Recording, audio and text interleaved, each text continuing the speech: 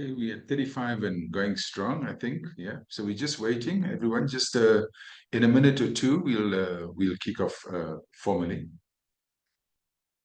Thanks, Daria.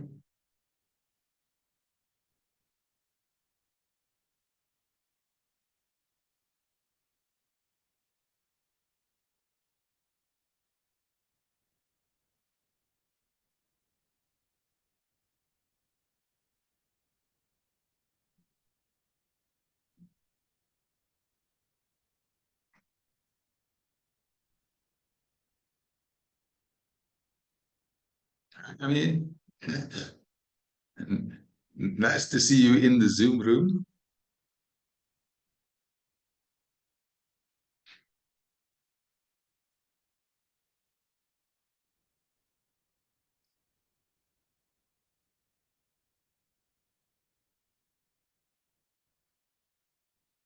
Okay.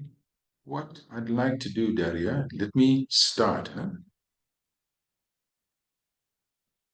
Okay. All right. Whilst if people, others are still joining us, we have a critical mass and we'd like to start because we have limited time.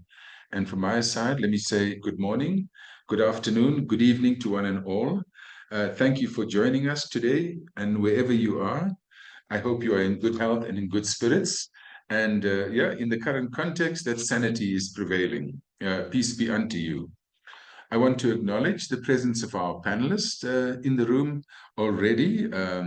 Mimi is in Thailand, Shreen is in Sri Lanka, Genevieve in South Africa, and Gabriel is joining us from El Salvador. Welcome to you as panelists. Let me also acknowledge, the presence of my team. We have in India, in the North India, Joseph. Joseph, are you going to show your face? There we go, Joseph, right? Hi, Joseph. And from South India, we have Thomas. Tommy?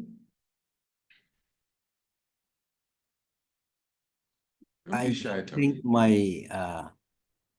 Okay, all right. Okay, we have an apology from Phil, who's normally based in Tanzania, so he's been excused today due to ill health. Let me move over to Daria. Daria is joining us from Cyprus. Welcome, Daria. And then Peter. Peter is joining us from Spain. That's the team. That's the webinar organizing team. Welcome, Peter. Even though we are all dispersed as a team, I can assure you we have become very close-knit. These webinars have brought us together, and we spend a lot of time sort of planning, designing, organizing these webinars. My name is Gino Govender, and I'm based in Johannesburg, South Africa, and I will serve as your host for the webinar series. I'm looking forward to a good interaction over the next 90 minutes and to explain how we would manage the webinar and the chat box. I want to hand over to Daria. Daria will just give us a few tips on how we collectively could manage the next 90 minutes. Daria, over to you. Great, I'm just coming in now. You should be able to see me and hear me well, I hope. Great. Okay. Hi. Yes, my name is Dara. I'll be behind the screen today with the rest of our team that Gino has introduced. And again, welcome. We're really glad to have everyone here with us today. Before we dive in, a few quick notes. The chat is open and we'd love to hear from you all. So to begin with, please do tell us where you're joining from. And your area of practice or struggle. Shortly, I'll be launching a poll on the screen as well. Feel free to take a moment to let us know how you relate to the topic of today's webinar as well. A note that as the conversation unfolds, we do really want to hear what you're thinking. In particular, there will be a few moments of pause throughout where we will just sit with what we've heard and reflect back the things that come to mind. If you have any questions for our panelists, please use the Q&A feature, not the chat, so that we can track the questions a bit more easily, and we'll do our best to get to as many of the questions as possible. And lastly, the webinar is being recorded for those who'd like to revisit or share it on, pass it on to others. Please do get in touch. I'll also be sharing a link in the chat for a landing page where you can find recordings of the previous webinars, reflections and key points from the webinars, and you can find information about upcoming webinars there. And a final note that at the end of the webinar, we'd really like your feedback. So please do stay on just for a quick couple of questions at the end. There'll be a short survey that would really help us. Thank you very much. That's all from me. Over to you, Gino. Okay, thank you, Daria. And I think, before we sort of move on to the theme for this particular webinar, and to introduce our first speaker, right, I would like us all pause and all together observe a few moments of silence as we engage in a solemn peace ritual that has become a part of these webinars. We will take just a few seconds of your time, and during this time, we will focus our thoughts on honoring and remembering individuals known to us as peace, justice, and human rights activists whose lives have been tragically shortened by an act of violence. So what we'd like you to do is to sit as comfortably as you wish, take a deep breath, close your eyes, hold your breath for 4 seconds and breathe out. Focus on your breathing. As we know, breathing symbolizes life and living. So we would like to start now.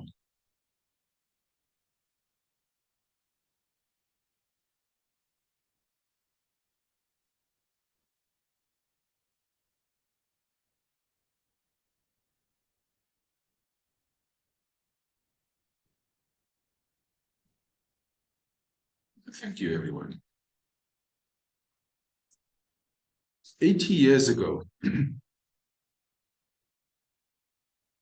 humans on this planet, after a devastating war that cost the lives of 18 million people across the world, they came together and spoke of the promise of peace. And what they did was to engage in a process in the drafting of the UN Charter. And what I thought today, that I would like to perhaps just go to the preamble of the UN Charter and read out the few lines at the opening of this charter as a useful reference for us for the purposes of today's webinar. This charter was adopted on the 26th of June, 1945, in the aftermath of World War II, in which 85 million people, yes, 85 million people lost their lives, both civilians and military people.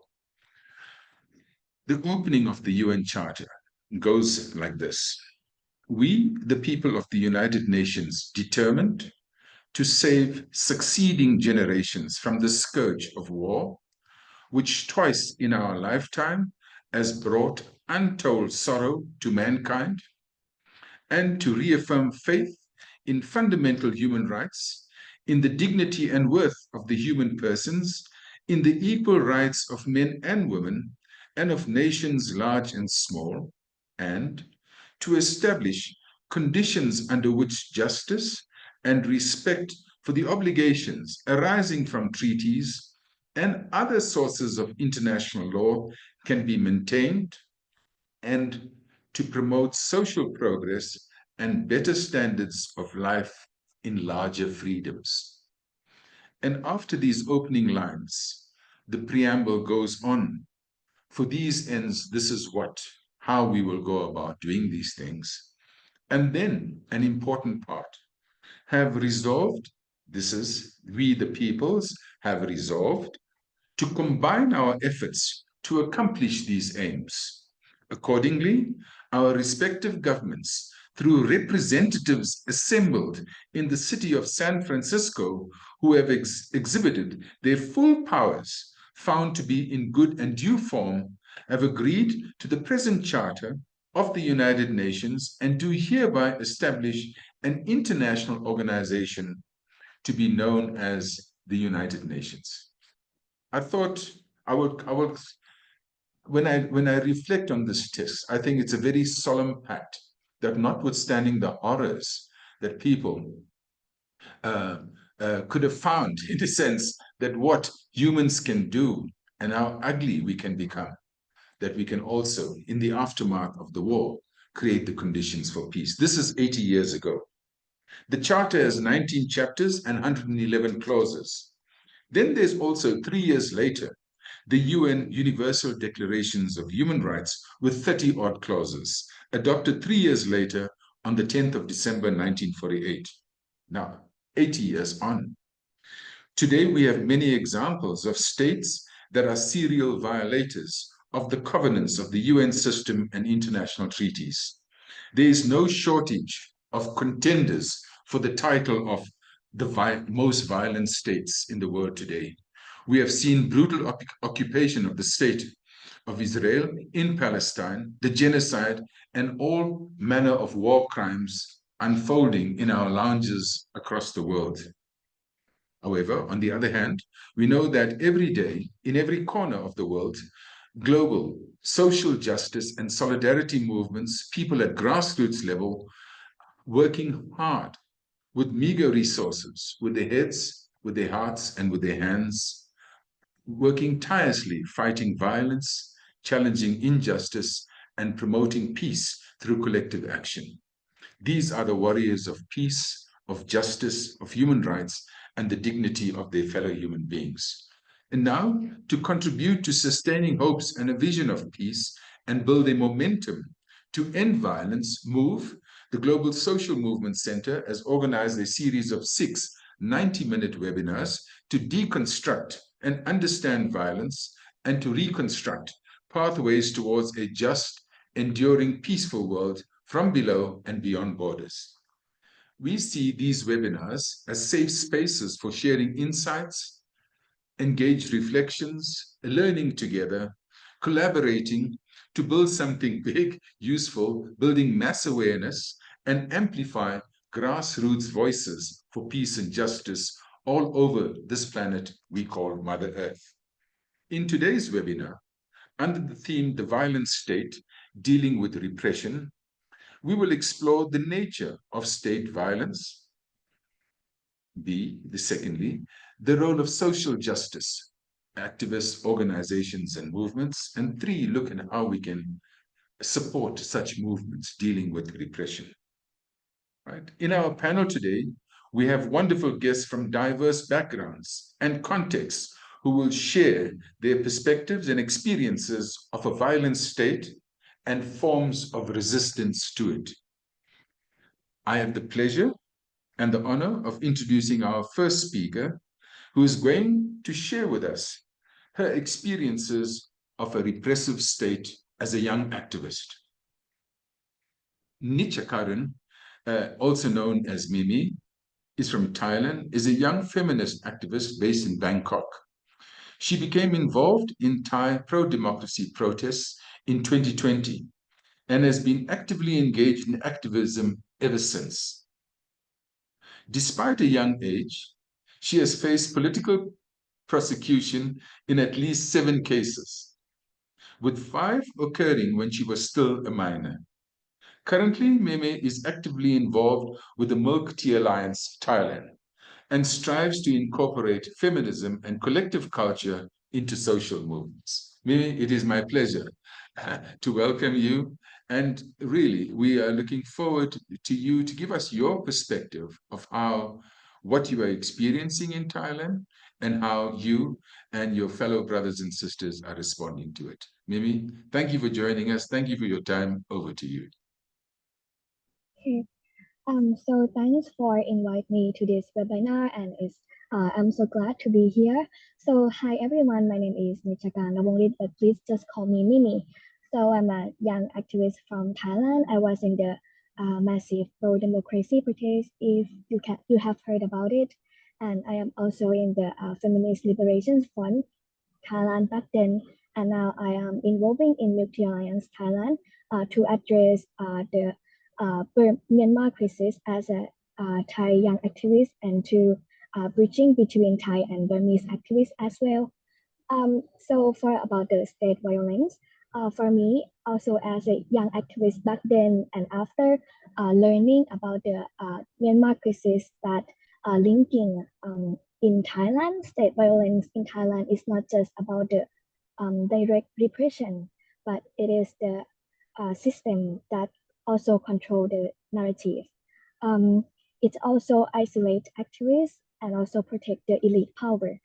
Back to 2020, for the situation in Thailand, we have a massive pro-democracy protest, and one of the violence that state use against us is to make the protest look dangerous.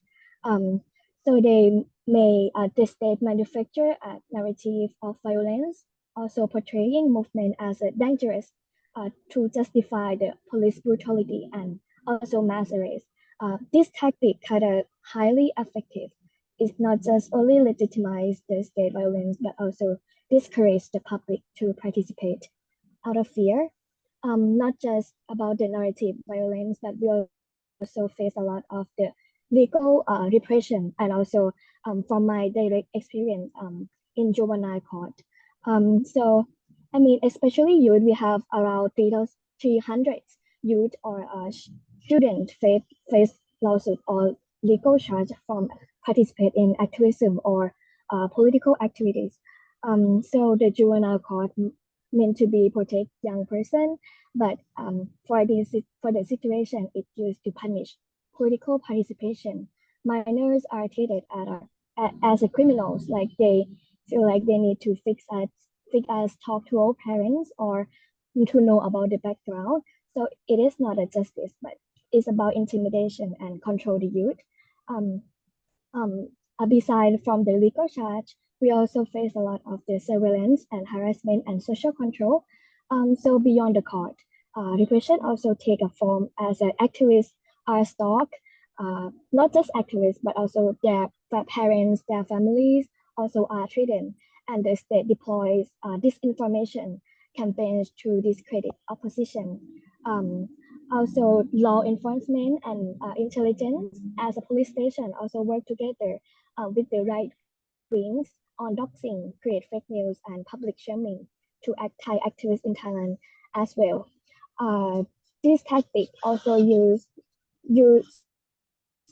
there are now, even though the protest fever is quiet, but it's changed the tactic towards Burmese people. So I think one of the special about Thai state is the autonomy and the separated authority as at this time. So we can see the Thai authority using the Burmese topics for political intention against opposition party. And we can somehow saw the marginalized people were exploited from fragile situation, for political situation, even though it's not directly written. So this is just the headlines from me as a young activist who also in the protest fever and also in Multi-Alliance Thailand right now. Thank you. Well, thank you, Mimi. Can we, I'll come back to you, but what I'd like you to think about, perhaps share with us, right? Insofar as the resistance is concerned, every time they arrest you, what do they charge you for? Or have they brought any charges against you? Or is this just, as you say, to intimidate you and your fellow comrades, as it were? So for the charge, yes, it's literally a charge. So I was charged like 7 political cases. Is the Public Assembly Act and also emergency decree, also the defamation of the officers. I also was charged by the spokesperson of Ministry of Public Health because I was protesting in front of the Minister of the Health. But for my friends, they face a lot of the more dangerous charges, such as lèse majesté law from criticize the monarchy. And we can see that the monarchy, military, and the government, and like in the Thai state, they somehow work together to oppress and make us feel like we fear to participate in the political activities. Certainly. Okay, we'll pick it up again, Mimi. Thank you so much for that interview. I think the history of resistance in Thailand, particularly, against the military establishment, whether they're in power or behind power, I think is very well documented. We'll come back to you. Let me move on. Thank you for that, Mimi. I would like to introduce our second speaker, who hails from Sri Lanka and who has experienced the horrors of war, and throughout this chose to work for peace. Shri is a peace and women's rights activist. After experiencing the tragedies of the Sri Lankan Civil War, she founded the MANA, Women's Development Federation, to help promote women's empowerment. In 2008, Shreen was awarded the Voices of Courage Award by the International Rescues Committee's Women Refugee Commission for advocacy work for internally displaced women. She is also the recipient of the End Peace Award and the Franco-German Prize for Human Rights and the Rule of Law. Shreen, very nice to have you. Very nice to have you in the room. Thank you so much for joining us. And Shreen, could you take us, in a sense, give us a sense of what it was like as a witness to the Civil War, and what was, your role and the role of organizations in bringing about peace?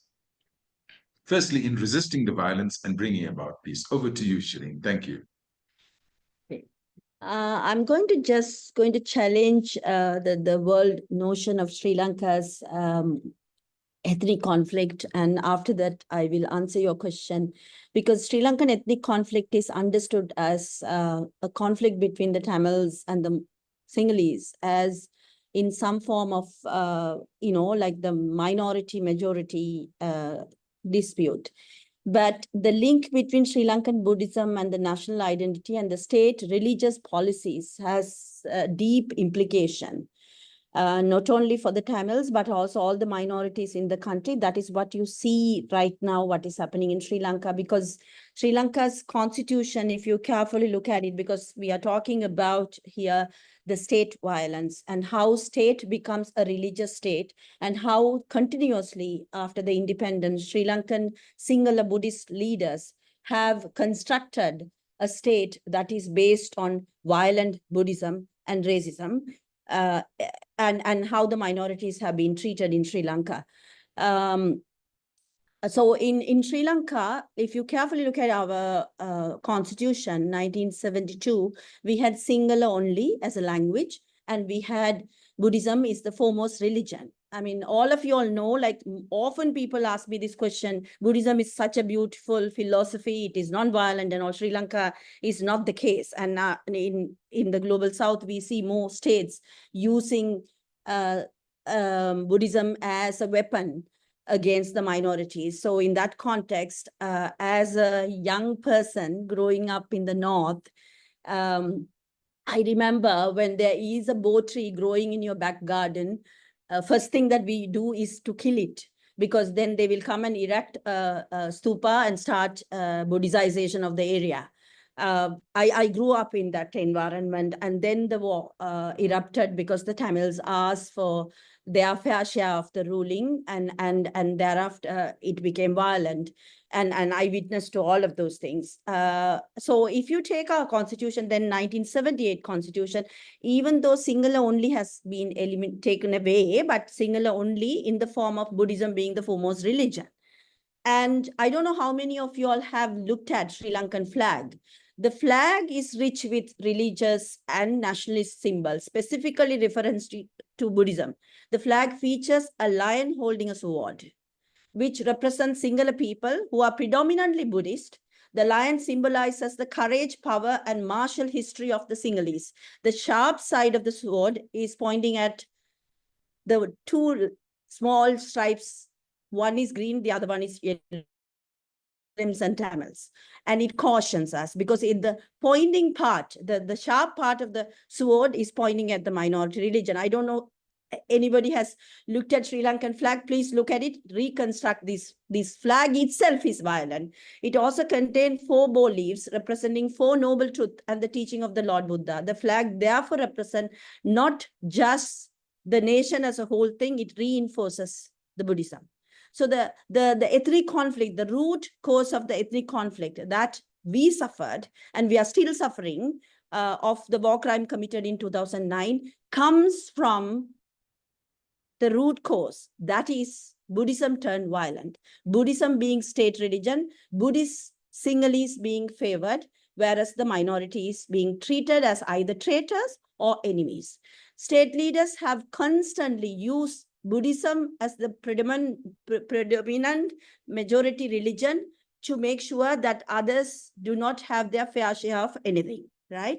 So in that context, we in the North, after the end of the war, we have been trying to reach out the Southern women's groups and reconstructed some kind of a connection, because what happened in the North and the East during the wartime was not visible as what happened, what we are looking lively now in Palestine or other parts of the world, because Sri Lankan war in 2009, even though it was a genocide, world didn't witness to it. It happened in a very close, kind of a space. So many of us started documenting those violence. There was a concentration camp where about 300,000 Tamils were put in and weeded out. In the process of weeding out, about 3,000 to 4,000 men disappeared. And to date, if Sri Lanka has a vibrant women's movement, it is the mothers of disappeared. Sri Lanka has made a history by having this white vanning culture that if you are a dissent, if you are a minority, and if you are doing anything against the government or Buddhism, you will be white van. So in Oxford Dictionary, white vanning is disappearance, and Sri Lanka is proud to have that word there. And we are number 2 next to Iraq, making people disappear in this country. So this mothers movement is so vibrant, and we have been documenting war crime atrocities and disappearance. And right now, because of the effort that the victims have put in, particularly mothers have disappeared, Sri Lanka has a resolution in Geneva that has a unique kind of a procedure that has been set up. One is the official inquiry that is sitting within the High Commissioner's office. And also now we have an evidence gathering process that is coming to tail end to identify the perpetrators, particularly the military commanders and the ruling elite of this country, to be hold them accountable. The other movement in Sri Lanka has just changed the government, that is Aragalaya. I don't have much time to talk about it, but when in the name of Buddhism, when these racism and all these atrocities have been continuing, because after the end of the war, Rajapakshas wanted a common enemy. They finished the Tamil people, so they wanted the Muslims. So they started doing anti-Muslim rhetoric and riots, pogroms, and there was a militant Buddhist monks or group of monks going in the front line, creating pogroms against the Muslim community also. So with all those things, they were also daylight robbing the country, Rajapaksha brothers and the sons. But people only got to know about it when they didn't have fuel, food, gas, and then power cut, and then country became bankrupt. And then the Aragala movement started. The Aragala movement started in connection to corruption, but later on we were able to also address a little bit of the racism that was targeted at the minority community in the name of Sinhala Buddhist nationalism. Thank you. Thank you, Shireen. I will just pick up. So in terms of the current context, right? In terms of the political arrangements that you had with the new government in power, my simple question would be, is there, a better prospect for peace and security and justice within Sri Lanka? Your answer, in brief, please. Yeah. Yes, definitely. So one of the things that we have doubled our women's representation in parliament with this government. But the thing is, this government is also going with the same constitution.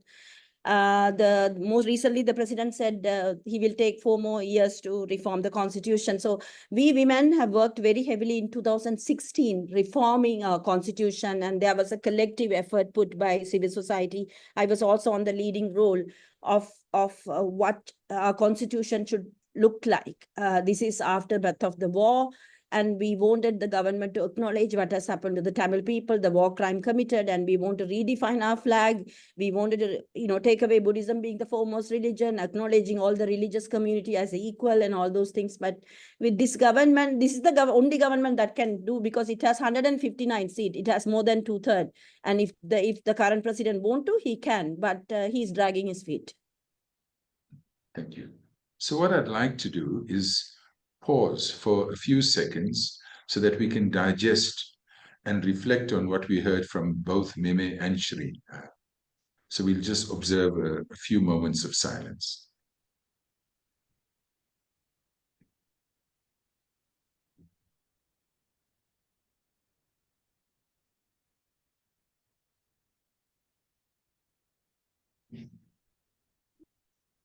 I think in reflecting on both the case studies, both in Thailand and in Sri Lanka, I think, the relevance, the preamble to the UN Charter, notwithstanding the fact that it was adopted 80 years ago, in a sense, needs to be reaffirmed even up to today, because those words ring true, but peace, justice, human rights still remains elusive for many of our brothers and sisters in different parts of the world.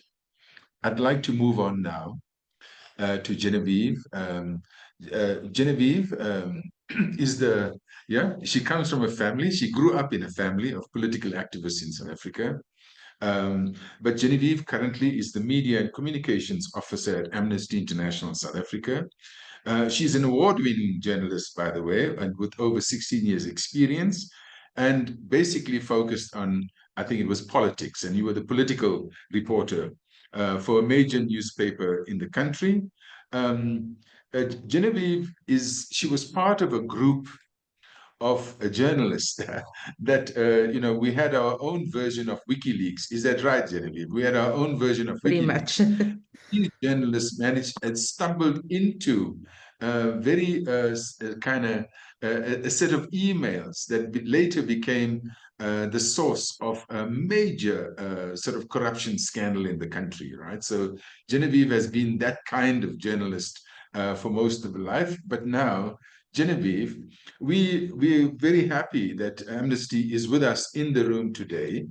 Can you give us a sense, and of course, noting that Amnesty, in the kind of work that you do, you tackle, sort of violent states and repressions, but can you give us a sense right now, what's on Amnesty's plate, given all the drama that is unfolding throughout the world, Genevieve? Over to you. Thank you, Gina, and thank you. It's a privilege to be here with all of you this afternoon. So from a global Amnesty perspective and what we've been looking at, I think it's quite clear that powerful governments are casting humanity into this era devoid of effective international rule of law, with civilians and conflicts paying the highest price. The world is reaping a harvest of terrifying consequences from escalating conflict, violence, and the near breakdown of international law. We're seeing it happening on our cell phones. We see it happening on our TVs every day. I think the biggest example is at the moment that we can all think about is what's happening in Gaza. Despite the recent ceasefire agreement between Israel and Hamas, lives have been ripped apart. For many Palestinians, they've lost countless loved ones. In many cases, their entire families wiped out. And an end to the fighting does not begin to repair their shattered lives or heal any trauma. The release of Israeli hostages and Palestinian detainees will bring relief to families in Israel and across the occupied Palestinian territory, but likewise will not erase the ordeals they have suffered in captivity. A big part of this is Israel's disregard for international law was compounded by the failures of its allies to stop the civilian bloodshed meted out in Gaza. Many of those allies were the very architects of the post-World War II system of law, the one that Gino spoke about in his opening remarks. Alongside the ongoing war between Russia and Ukraine, the growing number of armed conflicts and massive human rights violations witnessed, for example, in the DRC, Sudan, Ethiopia, Myanmar, is risking the global rule-based order. Lawlessness, discrimination, and impunity in conflicts and elsewhere have been enabled by unchecked use of new and familiar technologies, which are now routinely weaponized by military, political, and corporate actors. We're just going to look at our big tech platforms, social media, which has stoked conflict, spyware and mass surveillance tools that have used to encroach on fundamental rights and freedoms. We've seen it used against activists, journalists, human rights defenders, while governments are deploying automated tools targeting the most marginalized groups in society. So globally, there is a culmination of human rights repression and international rule breaking, all in the midst of deepening global inequality and superpowers vying for supremacy and escalating climate crisis. I can't ignore that speaking from South Africa, which has its own sad and horrific history of state violence, it's impossible to speak of state violence without speaking of structural violence that hinders the ability of people to meet their basic needs. Structural violence encompasses a range of assaults on human dignity, including extreme poverty, vast income inequality, various forms of discrimination like racism and sexism, and even egregious human rights violations. So in 2020, Amnesty International published a document or a briefing called Us versus Them. It was a reflection prompted by the politics of demonization and narratives of fear and division that leaders from the USA to India, from Brazil to Hungary, from Turkey to the Philippines were skillfully peddling, successfully exploiting anxieties and blaming entire groups for social economic grievances. I think we're still seeing that. The report noted that a growing number of political leaders have actively and systematically propagated narratives of demonization for political gain, and that strongman leaders, and it is mostly men, have made a comeback. Whether convinced ideologues, fervent nationalists, or opportunists, they are peddling simplistic and extreme solutions to complex societal problems. This was the analysis at the time. Many such politicians are undermining checks and balances like the independence of the judiciary and other safeguards to protect marginalized groups from discrimination and other violations of their rights. So unfortunately, here we are 5 years later, and very little has changed. If anything, it's gotten worse.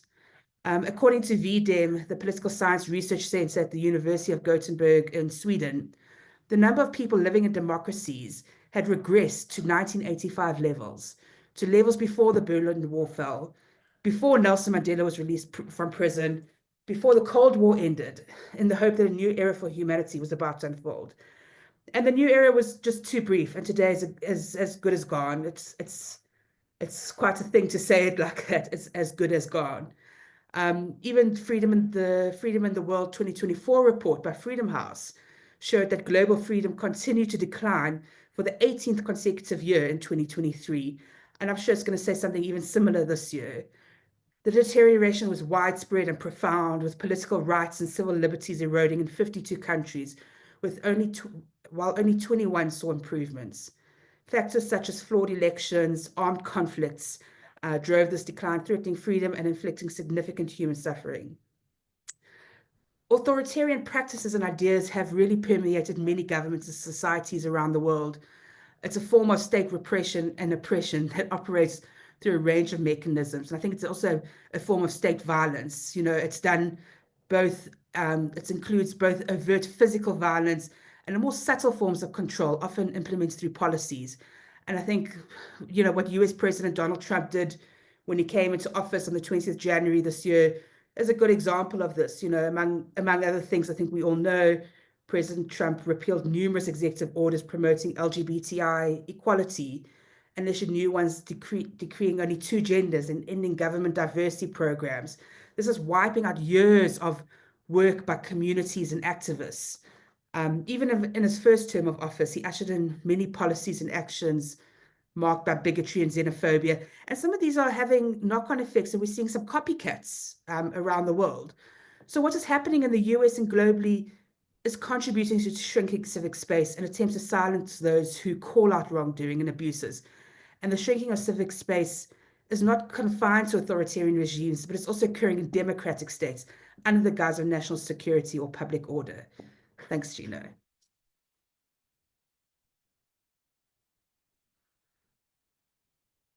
I can't hear you. You're muted, Gino. You were muted. Yeah, Amnesty just muted me. So, Sorry. no, I just say, just in a sense, we from what you were saying, is it a question of one step forward, two steps backwards?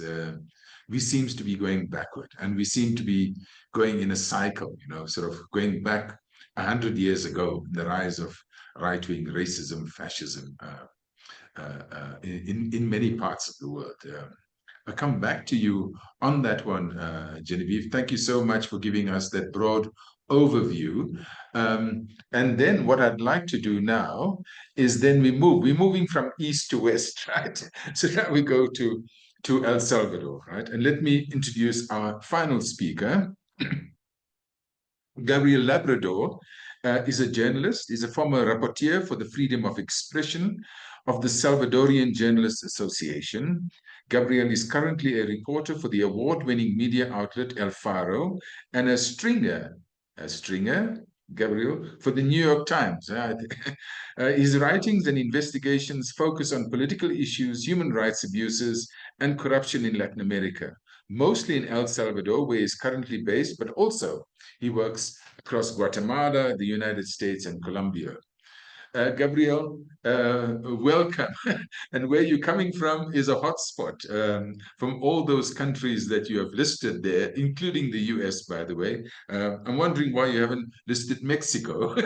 But notwithstanding, Gabriel, it's a pleasure to have you in the room. And really, we would love for you to share your insights, following on, the examples that we heard from Thailand, from Sri Lanka, and of course, what Genevieve just spoke about, what's on Amnesty's plate throughout the world. What's on your mind, Gabriel? What would you like to share with us from your perspective? Yes. Thank you.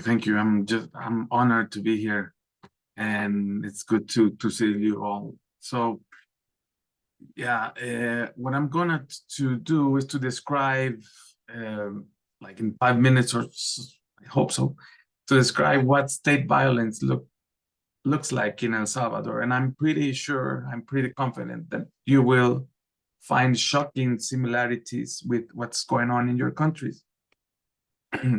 So it has almost been 3 years since the government of El Salvador, responding to an explosion of gang violence, imposed a nationwide state of exception that suspended constitutional guarantees and fundamental rights. The state of exception has meant mass detentions without any due process.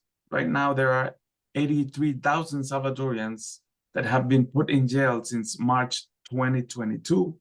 So right now, El Salvador, the smallest country in Central America region, owns the highest incarceration rate in the world. 1.6% of our population is being held in jail as part of what the government calls a war on gangs. In these years, since the state of exception was put in place, several calls from Human Rights Inter-American Commission and many other human rights advocacy groups have been made to suspend the state of exception, since this is a temporary and extraordinary measure that cannot be used permanently, which has been the case. The state of exception has been renewed several times. These days, it is going to be renewed for the 35th time. In the meantime, the government of Nayib Bukele has not taken serious steps to implement a security policy that does not simply strip Salvadorian citizens from their basic human rights. On the contrary, there is militarization, and many of the provisions of the state of exception has been written into laws. There's no guarantee for a due process in the state of exception. The administrative detention for people can range from 1 to 15 days, And during this time, there's no access to defense attorneys. And all the detainees are never informed about the reasons behind their detention until they see a judge 15 days after their detention. Along the provisions of the state of exception, detainees do not have the right to not to be compelled to testify. Also, there is no privacy for telecommunications nor correspondence according to the provisions of this policy. The jail system in El Salvador lacks so many things. Those people that are incarcerated are regularly denied the right to food, sanitation, and health. 265 people have died in custody or shortly after release, including 4 recently born children.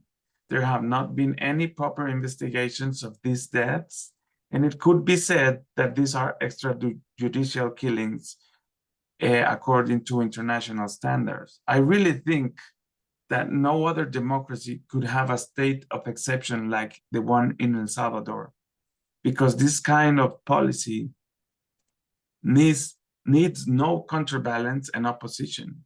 In a system where checks and balances work properly, it is hard to think that a state of exception of this extent can be put in place and be renewed for 3 years in a row.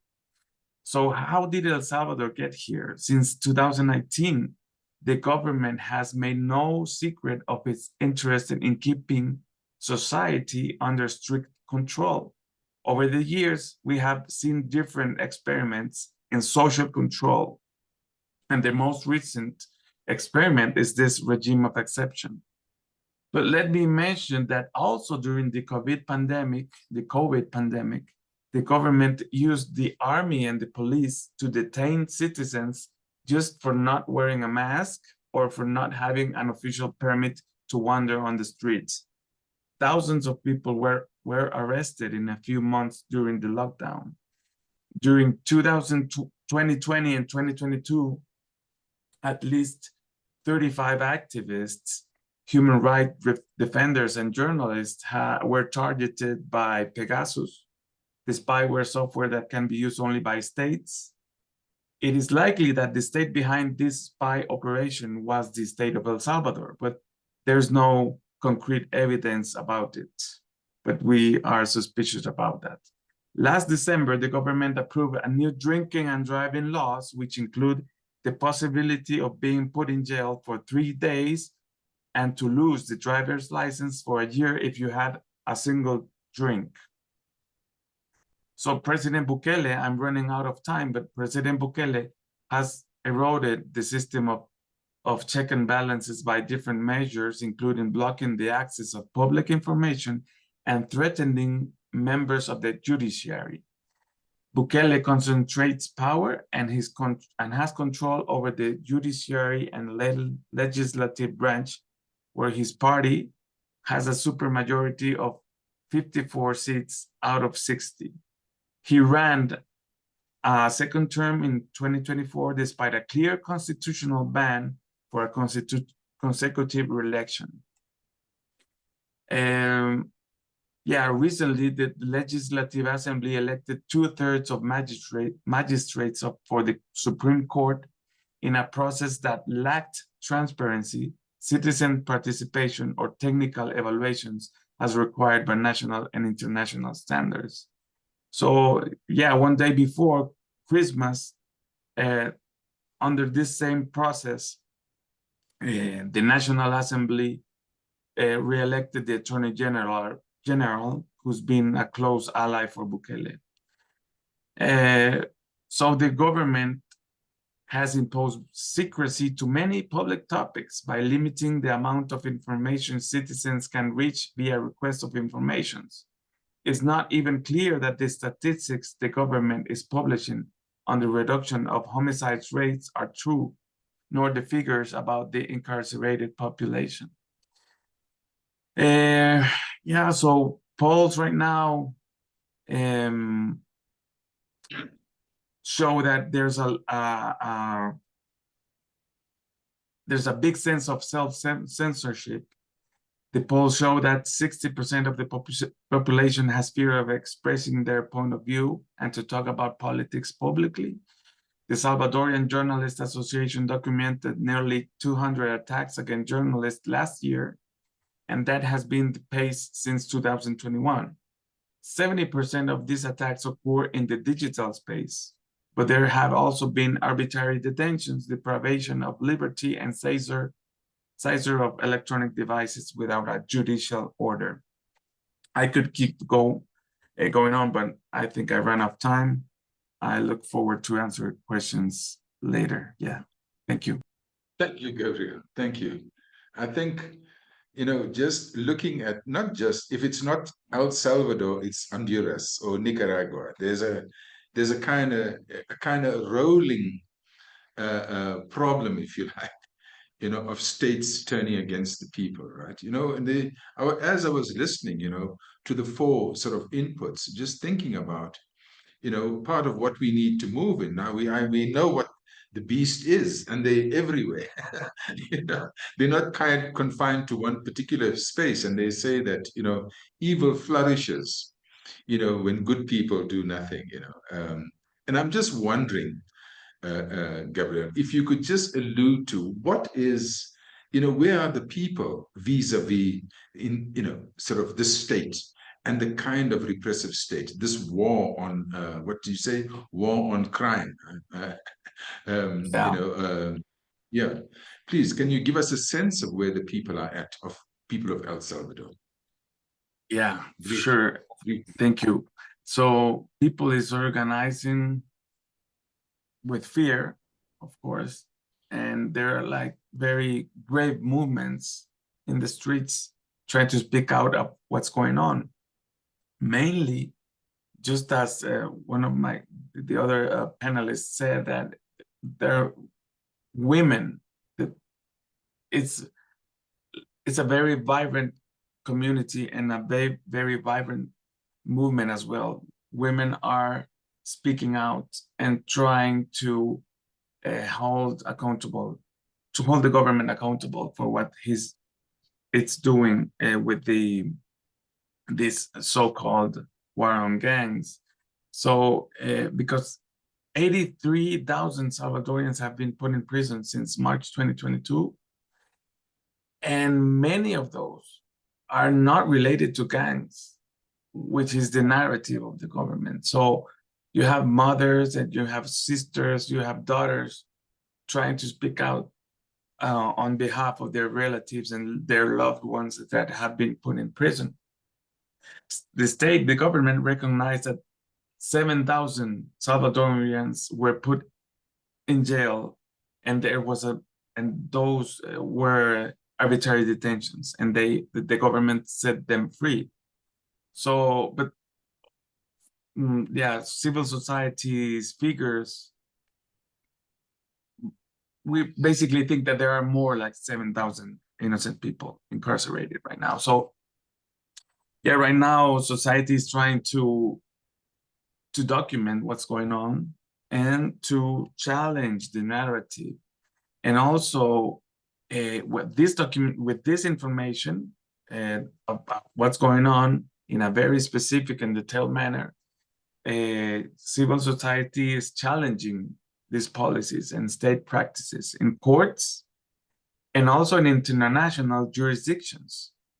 For example, El Faro, my newspaper in which I work, and the Columbia University settled a complaint against the NSO group, which is the company that created the Pegasus software.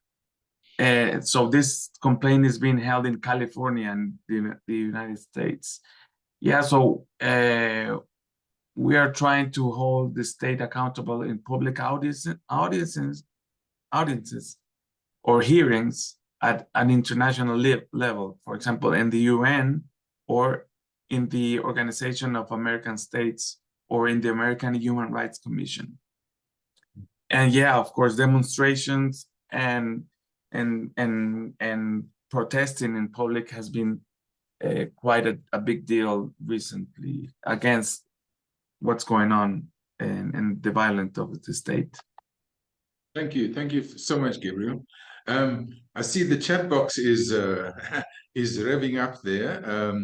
And what I would, we took a little bit more time than we originally planned, but thank you so much, Gabriel, for that. I think that kind of, in a sense, complements, the four sort of presentations that we had, in a sense, complements each other. And the issue, though, that we're picking up, and that is, from a justice and accountability perspective, it would seem that those that hold power are doing so with a great deal of impunity, right? So the idea of referring to the UN Charter and the obligation by states, in fact, the state's duty of care seems to be thrown out of the window. And this is 80 years on. So instead of moving forward as humanity, we're actually going backwards. I just want to, Joseph, Peter, is there anything in the chat box that you would like to throw back into the room, for the panelists or members of the sort of the audience to pick up on, please? I did see something that emerges around the question of the state and religion and the role of religion in oppression, right? That's the one sort of, we can always pick that up from Thailand or Sri Lanka, as you spoke about. And then also, I think, from both the Amnesty and from your Alfaro work, Gabriel and Genevieve, the issue of justice and accountability. And part of what where I'd like to take us to, and that is, what kind of support for those that are resisting tyranny, for those that are resisting the violent state, that those that want to overthrow a state that is violent and that is anti-people. What is the kind of support mechanisms currently in place, and how can we increase that to ensure that ultimately that true sovereignty resides with the people and not those in power? I'm going to throw that open, and if anyone wants to take it up, including, by the way, members of the audience, please do come in. May, any reflections on your side from the idea, the sort of the relationship between religion and the state? Shireen, please, from your side, do come in. And how can we create the basis for, the freedoms that we speak about, the equality of all? Over to you, Mimi, Shireen. And then I'll come back to Genevieve and Gabriel if you want to focus on the question of justice and accountability. Joseph, Peter, please help me on the chat box, right? Thank you. Over to you, Mimi. Okay. So for the state and the religion from Sri, I'm also like really related. When we talk about the state violence or the violence from the religious government, somehow like I saw a lot of like people who is not living in the Southeast Asia talking like Buddhism is like one of the peace religion, and not just Sri Lanka, but compared to Myanmar, they are also Buddhist government, and they also oppress Rohingya people. Such a long history to Rohingya people. So for myself, I would like to answer about the support mechanism as a resistance.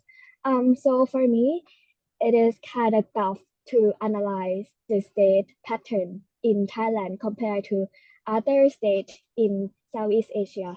Like Myanmar have the direct and straightforward repression towards people, like they use physical harm, use weapons. But in Thailand, it's like they will do whatever that will take the power into the elite hand and to keep the power into a few of people. So I would give an example for the Myanmar situation. So now we are fighting with the propaganda in Thailand towards Burmese people. It's not about the Thai government and Burmese people, but it's about the Thai and Thai politics and elite. And also so this thing is kind of challenging because in like we have been lost and we have been challenged by the propaganda in Thailand for a long time. With the monarchy, like Thai people used to love them so much, and like it's so bad to criticize them back then. And just not so long time about Rohingya people. There are also success to propaganda towards Thai people to hate Rohingya people, and now this is happening in Thailand towards Burmese people, not just Burmese people, but to neighbors countries like Cambodia. But it's kind of different of the intensity. Like for Cambodian people, Thai state or Thai right wings nationalists will make a meme to make fun of their culture, of the food. I like to make Thai people like make fun and like why you claim our culture, but for Burmese people it's not the making fun, but it's like about the life and death, like the racist narrative, like they got our jobs, they invade Thailand or something like that. And what I think we need to support is, I think as a social movement we need to learn from the countries that have been in this situation about in the battle of the propaganda from the right-wing narrative, and it's complicated because it's not directly from the government. Like somehow governments can be the victim of the propaganda from the nationalists as well for the elites political stuff. And more than that, one of the things that I think it is important is that is the time that the things about the Thailand is the country that facilitate SAC or the Myanmar dictatorship, like facilitate equipment and facilitate the bank account, facilitate the money. It blows up because the international pressure. It blows up because of the UN report, and they settle the mechanisms and also the committee to address this issue. So when we talk about the mechanisms or when we talk about the method to address this place in this stage, international stage, I always question like what can be done by the international community. But I think the pressure to Thai government, as they also see that their reputation in the international level also important in the Ministry of Foreign Affairs, but about the military and about the army they might don't care, but some part of the autonomy, some part of the authority they do care. So that's the thing that we can do for me. Thank you. Okay. And we've also seen some amazing peaceful protests by people in Thailand, using meditation and yoga and stuff like that. So I want to move on to Shireen. Shireen, your perspective on the state and religion, and the sort of the undertones of violence, right? What are the prospects for organizations in Sri Lanka being able to pursue and to overcome, the presence of a violent state, from your perspective? So most of the work that we do now is countering the structural way of religion oppressing the minorities, particularly in relation to certain laws that have been created. It's not new to South Asia. The big brother, India has the Hindutva element, and then we have Pakistan with the blasphemy and all, same in Bangladesh. So Sri Lanka has laws like the beautiful ICCPR is being localized in Sri Lanka. Section 3 of the ICCPR is abused in order to curb freedom of speech, association, and assembly. What is only ICCPR, for the minority. Shireen? International Convention on Civil and Political Rights. So the convention has been localized in Sri Lanka. It's a local act in order to get GSP plus. Sri Lanka localized it in 2006. Section 3 talks about waging war or national security, basically betraying the country or not enough patriotism and things like that. So the Sri Lankan government is even framing, more recently, there was a stand-up comedian who just tried to act like Lord Buddha in his childhood, how he would have reacted or how he would have been naughty. She was taken under ICCPR, which means you can't get bail. It's not bailable, right? Likewise, there was a Muslim lady who was wearing a long dress that had a ship wheel, but they said it's a Dharma Chakra. Therefore, she is creating kind of a public unrest, and they arrested her under ICCPR. They use a combination of ICCPR, localized ICCPR, and Prevention of Terrorist Act. So anybody who is reacting against state Buddhist militarization process or Buddhist monks attacking the religious sites, or the military taking over religious sites and demolishing and rebuilding, if we go and protest, we are either arrested under ICCPR or Prevention of Terrorism Act, which means you don't get bail. The magistrate cannot give bail. So this kind of oppressive laws, we see it across South Asia, where any minority religious community, that can be Blasphemy law in Pakistan or the Hindutva element, that this majoritarian religion frames anybody, even within their own community. If somebody is, there's a Shaktika who wrote about Buddhism in the context of very funny way, and he was arrested for joking about Buddhism, right? So, you know, like they are constructing these people as non-patriotic, not faithful to the religion, therefore they are terrorists. So this is an element that we need to look at when it comes to state, you know, like state taking religion as the weapon in order to hide various things that they are doing, and then how they abuse these laws that are supposed to protect human. It's about human security, but the nationhood is built such a way with certain religion or the majority religion. Therefore, national security laws travel hand in hand with extreme nationalist religious agendas of the state leaders. I'll stop at there. Thank you.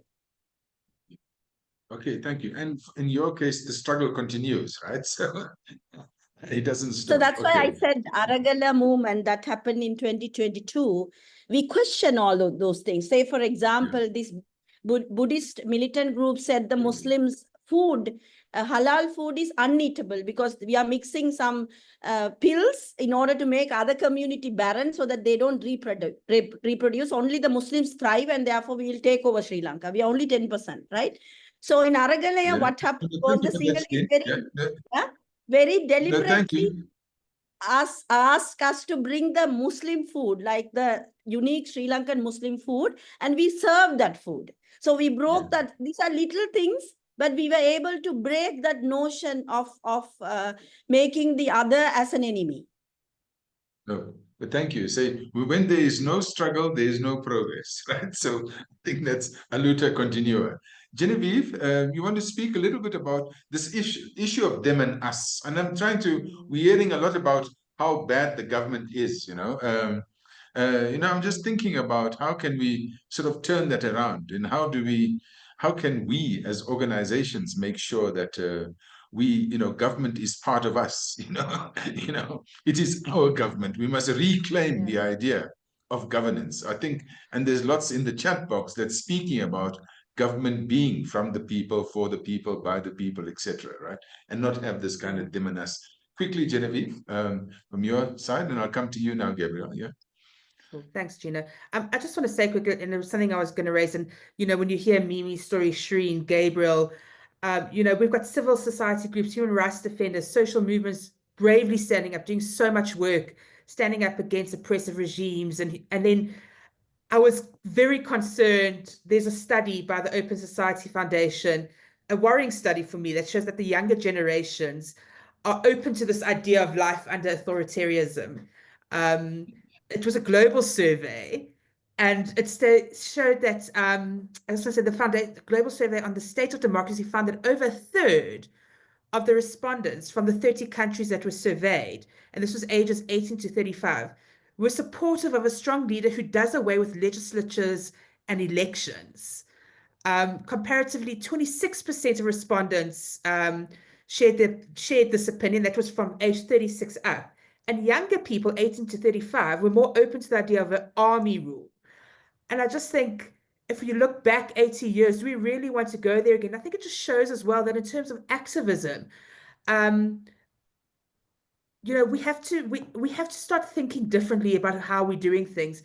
I think it's no longer sufficient to assume this moral and legal high ground and expect to win people over.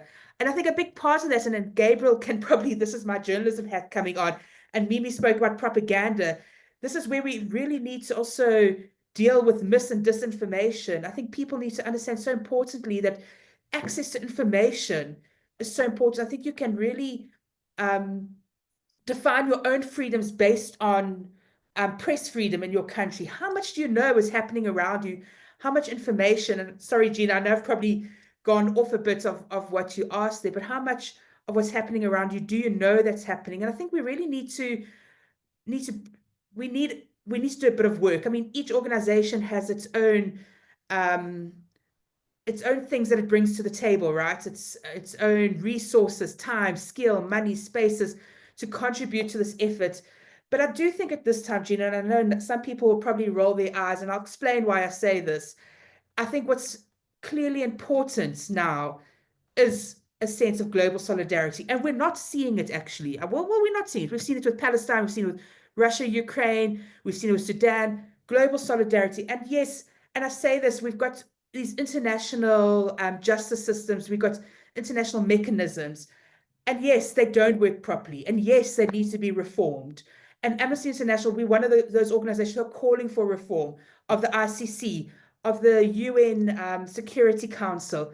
But the fact of the matter is, this is the only thing we have as a global society. And if we're going to just work within our little enclaves, in our little sections of the world, I don't think we're going to get very far if you see what's happening.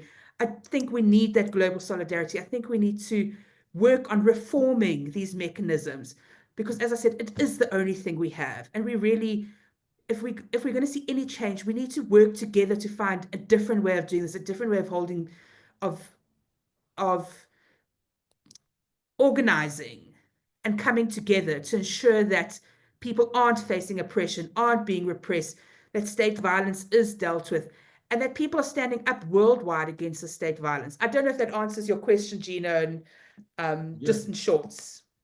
No, again, I think we pursue, we follow the path of resistance. I think what's emerging from the chat box is also alternative forms of governance going back, and there are many, many, many other forms of governance other than what we have is the multi-party democratic system, that we are used to. Because what we've discovered, even in South Africa, Genevieve, you'll agree, that it's open to capture, Absolutely. Democracy has become something that is so easily, it could be funded, and those who have the biggest, sort of pots of money are usually those likely to win.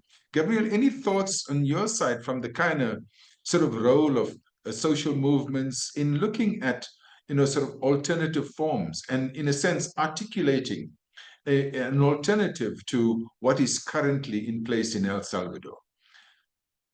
I'm very pessimistic. I really think that education is the solution, but it's a pity that the education process takes a long of time. It needs a lot of time. So you won't be able to see younger generations to think differently, but only after 10, 15 years. But by then, our democracy are gonna be like ripped out. So that's why political leaders such as Bukele in El Salvador, they use the most desperate needs of the people to use it for propaganda purposes, but political purposes as well. For example, Bukele, he addressed the violence and the gang problem that it was a very deep and concerning problem here. And he got rid of the gangs. We can discuss whether it was a legal and a democratic and a transparent and a responsible policy, but the fact that right now you feel in the streets that there's a sense of security that people had never felt before. So by doing that, political leaders get very popular, and they don't really care about democracy, just as Genevieve was talking. I mean, people is willing to give out their rights, civil rights, just to be like in calm in a tranquil city. So the government is also very agile, and they're very intelligent by picking topics that divide people, society. So society here was divided in El Salvador in how to deal with the gangs, how to deal with the violence. Some would say that there has to be like a very strong police institution investigating and respecting due process. But others would say, let's just burn prisons, let's just kill them all, and the problem would be solved. So that division was used by the government, by Bukele, to divide society, and yeah, he took a side and decided to get rid of gangs by the violent way. And right now, the government has raised another topic. It's against the environment. El Salvador has approved a new law, mining laws, to obtain gold from our land, and this is something that is also dividing the country, because there's a lot of people that want to protect environment, want to protect water sources, but there's another kind of thinking that says, hey, we are an underdeveloped country, we need money, so if the government wants to exploit and to sell gold to the world, that so be it, and we need money. So yes, so as far as government takes us apart, I think that they're gonna succeed. Yeah, I'm very pessimistic. Sorry. I think, Gabriel, thank you, Gabriel. And I think, from us, for example, in Africa, we learn a lot from what's happening in the movements in Latin America, right? So it's not a homogeneous kind of, setup, whether it's in Colombia, in Brazil, even Honduras of late, and so on. So there's so much. The idea that, society is constant in motion, and what we're dealing with is the kind of, the ascendancy of the right wing, the racists, the bigots, and that's what we're seeing, in Europe and in many other parts, including the US, by the way, in other parts of the world. Where I want to bring all of this to is the point that Genevieve raised about, what's happening with solidarity. And part of what I know, even in our own country, whilst we were waging a liberation struggle here, but we knew we could count on the solidarity of many people across the world, right? So the idea of global solidarity on the one hand, what's emerging, in the chat box is, the idea that what we are confined to, even within the context of the United Nations, is the idea of the nation state. And each state, is defined by a particular, usually a colonial kind of, a border, a geography, and we are confined and we are governed, we are imprisoned within those borders. And even if you want to move to another country, you need a kind of permission to go to that. So the idea of the nation state, as we know it today, even in the context of climate change, because climate knows no a nation state borders as such, and then, of course, I think the issue of global solidarity, in other words, solidarity, beyond borders, as it were.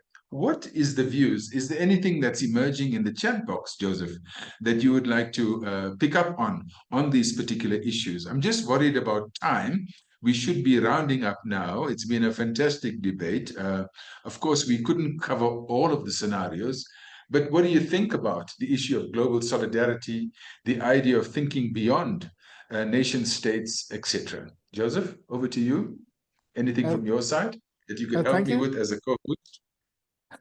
Thank you, Gino. There's some very interesting conversations happening on the chat. And Yeah. there is one conversation which is exploring the state and the fact that, most states have been inherited from a kind of a colonial past and with certain economic structures which are also coming from there. And as Gatto has said in the specific case of South Africa, now we do see black on black violence, and we also see the South African government being quite silent on the treatment of the recent accident of the rat mine workers. So, leading on to that, Gatto was talking about there seems to be a certain over dependence, on the state to, in terms of expecting the state to deliver on what it is being promised. And to that, Sandeep was sort of also speaking about if we could visualize what would be the nature of a socialist state that, would be, or alternative state structures that would be more, rooted to the welfare of people. That's one question, one discussion that is happening. Another very interesting discussion that is happening is about what the point that Gabriel was talking about how, there's this divided opinion about whether we should use due processes or go into, a very kill all of, policy of the state of dealing with justice. And there's a, and this is something that David Archer had put over there, that the disillusionment is with the falsity of the democratic state rather than the principles of democracy. So there's a need to sort of, bring out those values, those democratic values. And that also puts in very nicely to a point that Veronica Baxter talked about. And she talked about, the ease with which there's an othering that happens, and the way the state can use scapegoats so very easily.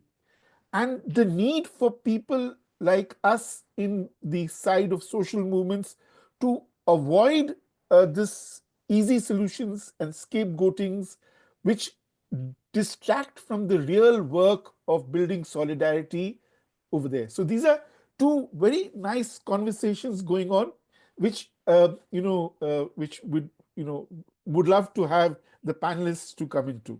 Thank you, Gino. Yes.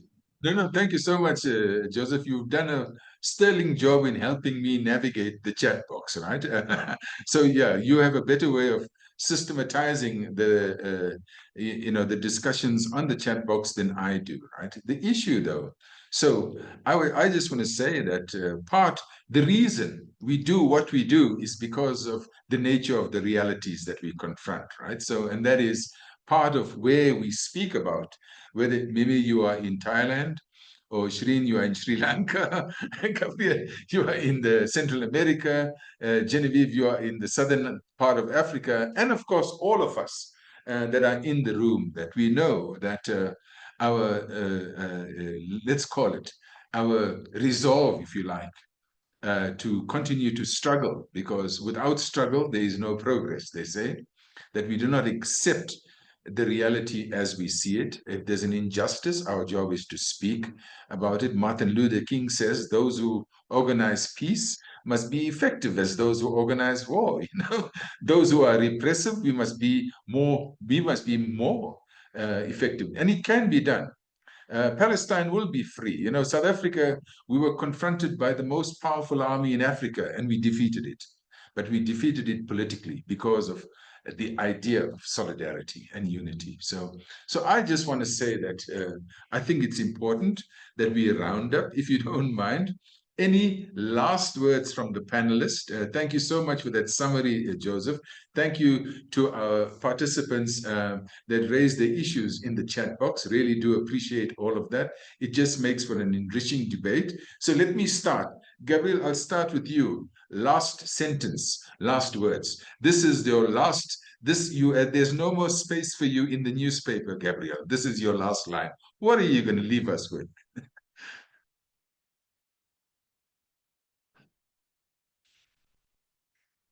You're on mute, yeah? Yes, thank you. So, yeah, my final words is that I think that there's here in Latin America, there's a macho thing that has to be addressed.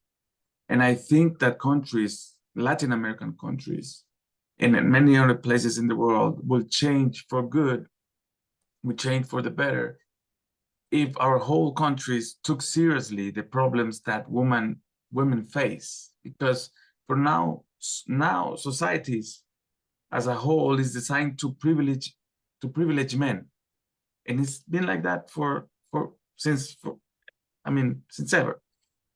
Or in other words, societies are designed to ignore the needs of women. For example, the state of emergency or state of exception in El Salvador is supposed to have turned El Salvador into a peaceful country with low homicide rates.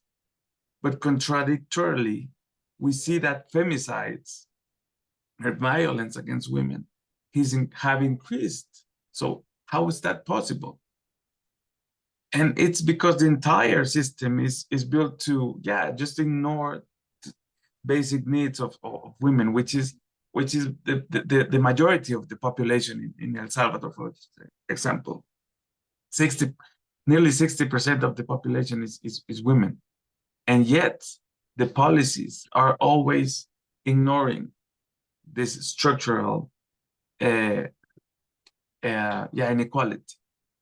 So as soon as we all together come into the conclusion and arrive to the conclusion that we have to address and to put women as leaders or just support them and understand what's going on, I think many changes could happen for good.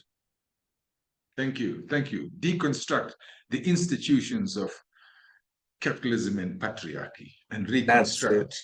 You said it well. Thank you. You didn't say matriarchy, but I'll add it in for you, Gabriel. Thank you. Genevieve, last words from yourself, and then next Shireen, and then Devin. Yeah. So now we're going west to east. Yeah. I think we've seen how questioning the rights of any person because of who they are is a threat to the rights of all of us. And I think that comes back to what I was talking about, solidarity. And I'm going to repeat, it's no longer sufficient to assume the moral and legal high ground and expect to win people over. Far too many world leaders have successfully positioned human rights as subordinate to people's real or projected anxieties about security, welfare, development, identity, all these things we've actually been speaking about today. So providing an alternative to narratives of demonization requires a collective effort and whether in whatever way, and we can talk about changing systems of governance, changing whether democracies work or don't work, what kind of democracies work, but we need to do more to persuade people that human rights offer a far more real, they're more compelling answers than these narratives of blame.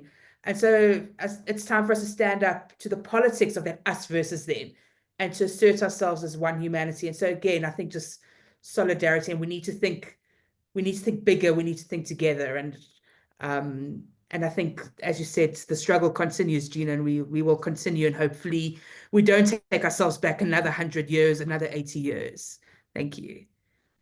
Correct. And just note the point that V is making that we need to evaluate. In fact, we have to take stock, right? So we can't operate in silos, and Amnesty must open up its doors for many other movements. Thank you so much, Genevieve. Shireen, over to you. Any last words from yourself? Famous last words?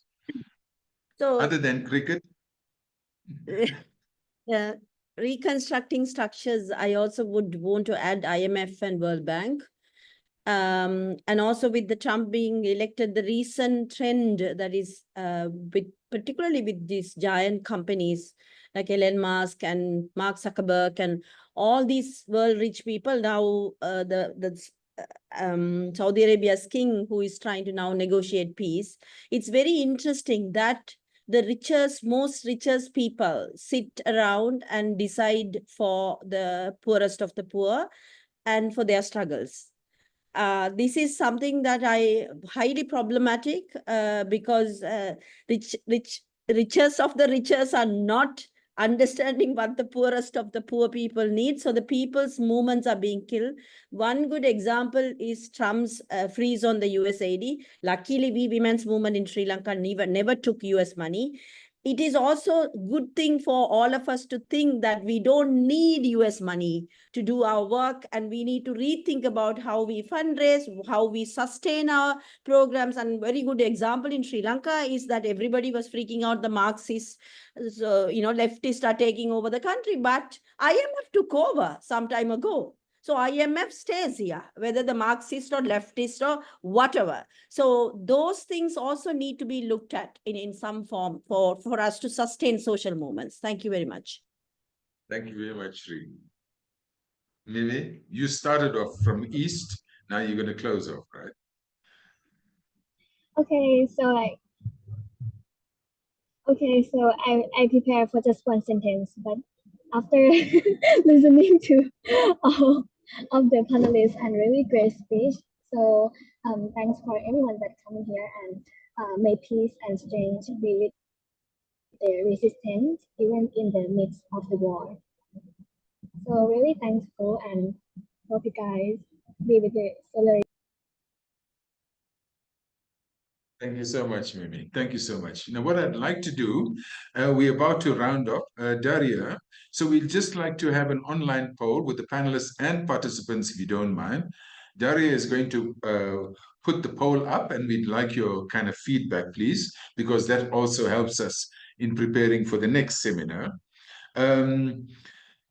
Just to say that I want to really thank the panelists for the time, the trouble you've taken to share your insights, to teach us new things and create the basis for a collective learning by us all, and to share your reflections. So to our panelists, a big thank you.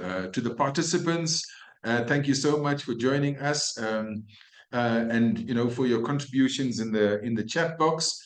No question, by the way, goes unanswered. These things do not get lost. Part of the organizing team, what we do is that we build a record of all that has been said, of course, a recording, and including the resources and the points of view that have been put into the chat box. I really want to thank the participants, and I want to thank the team, the webinar organizing team. I will just ask if we could just sort of pause for 5 seconds, just for us to close our eyes and just think about what we take away from this webinar.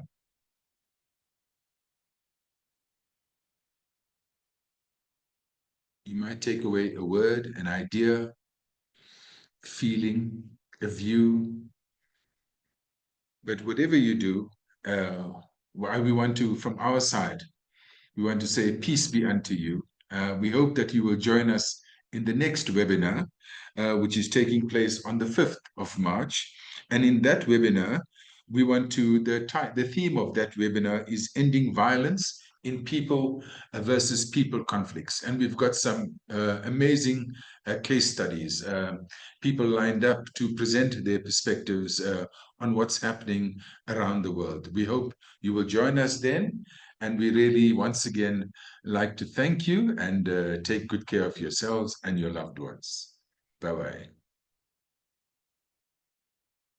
Thank you. Okay, I'm going to ask the webinar team Thank to you. stay behind, please. Thank you. Thank you, everyone. Thank you.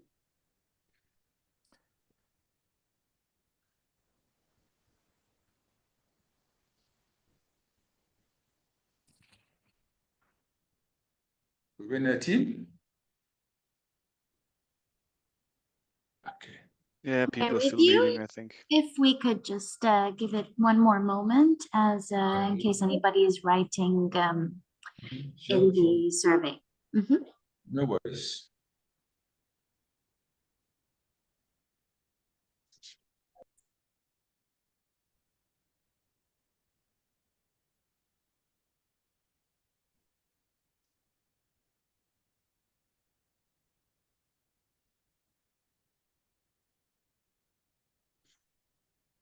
It was a real jeepers.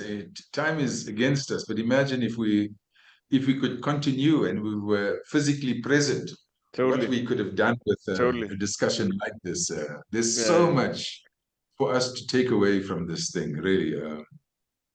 Yeah, so I'm glad that we're recording everything and we're keeping a good repository of all of the issues. Mm. But we're And not all doing these too things badly are, with time because it's just 8 minutes over. So 8 minutes is for, it's just for stoppage time. yeah. It's not extra time. You mean there weren't too many injuries in normal time, Joseph? Yeah, yeah. I think Phew. they've left, right? Yeah.